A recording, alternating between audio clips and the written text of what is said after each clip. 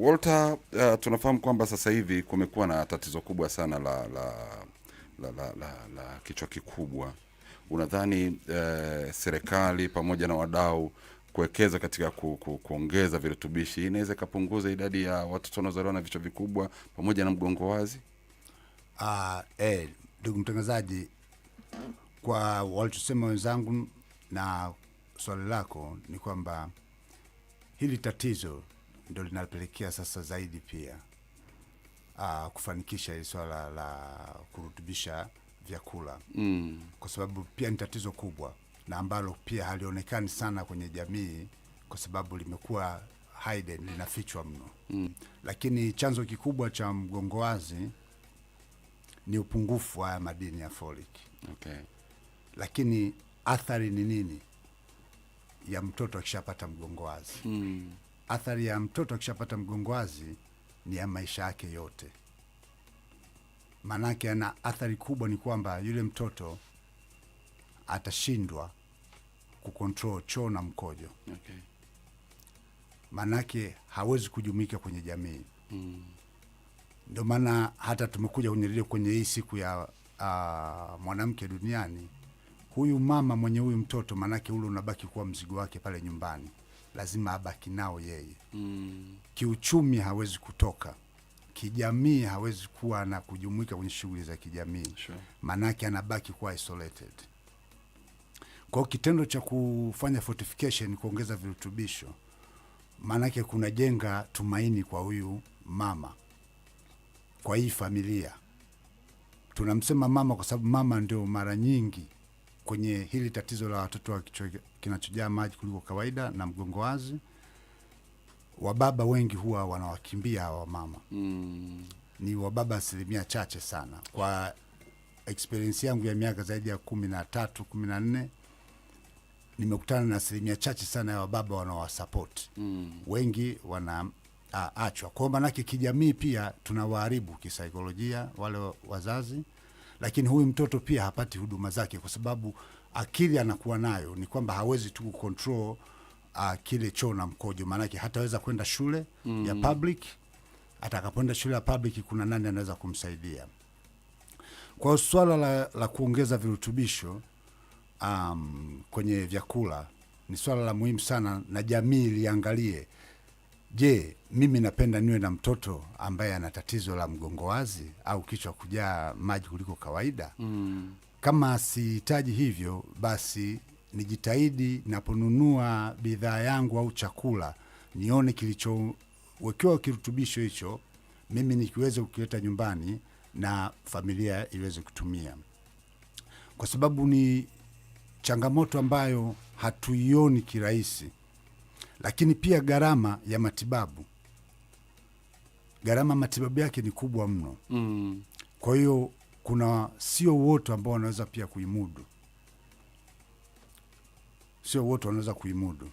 Kwa maana hiyo kuzuia kufanya prevention ya kuweza kurutubisha chakula ili mtoto, ile familia wanaotumia kile chakula, mama asije akajifungua mtoto namna ile, inapunguza sana kosti ya baadaye ya kumhudumia yule mtoto. Inapunguza pia unyanyapaji wa yule mtoto. Manake kumbuka, tungekuwa hapa mimi na tatizo la mgongo wazi, muda tuliokaa hapa lazima ningetoka nikajitoe mkojo, nirudi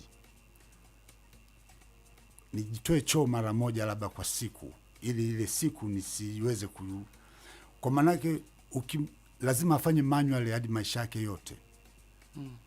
Sasa hebu liangalie kulizuia na kuacha mtoto akazaliwa kwa namna ile, kipi ambacho kinamsaidia yule mtoto?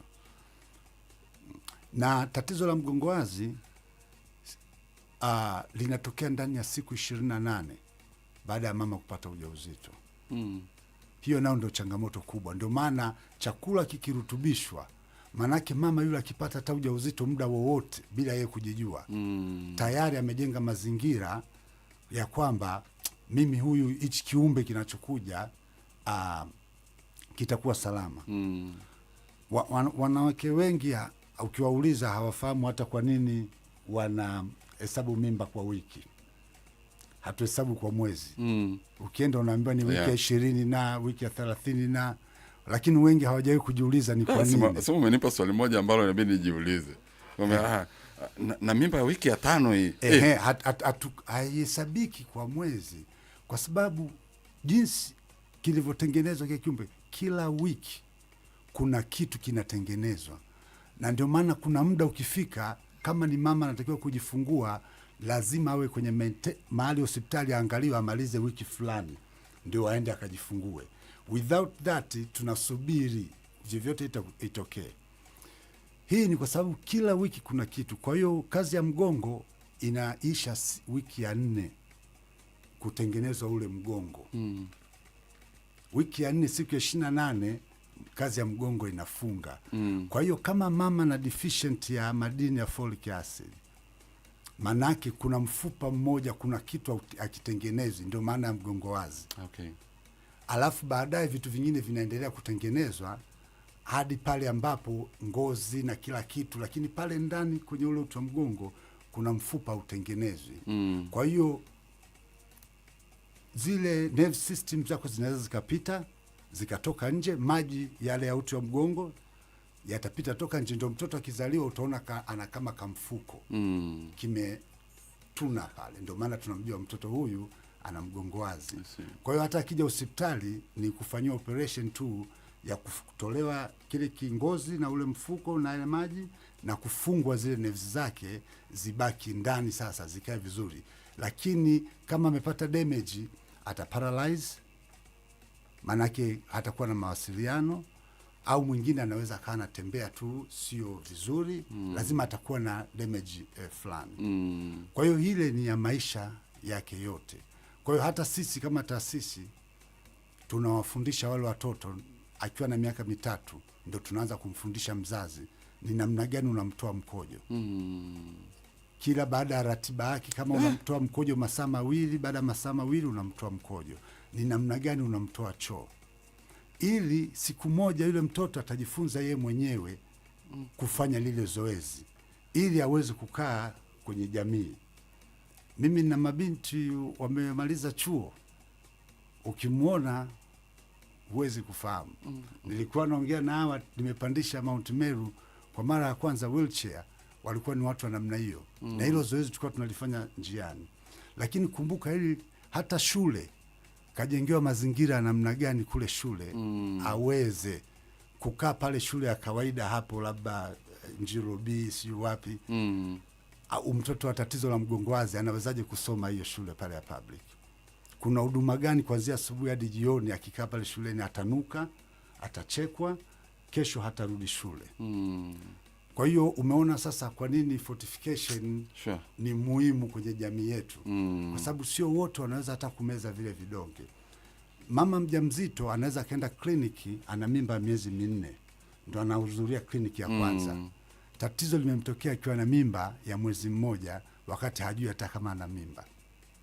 Ndio mgongo wazi unapotokea baada ya wiki 4. Lakini angekuwa anatumia chakula ambacho kimekuwa fortified, ambacho kimeongezwa virutubisho, manake hata kama amepata mimba ya bahati mbaya, sasa yule mtoto atakaa kwenye eneo salama, kwa sababu ni almost 80% chanzo cha mgongo wazi ni kwenye hiyo deficient ya madini hiyo ya folic. Na sasa hivi ndio naanza kuelewa alichokizungumza Steph pamoja na bwana mkubwa hapa.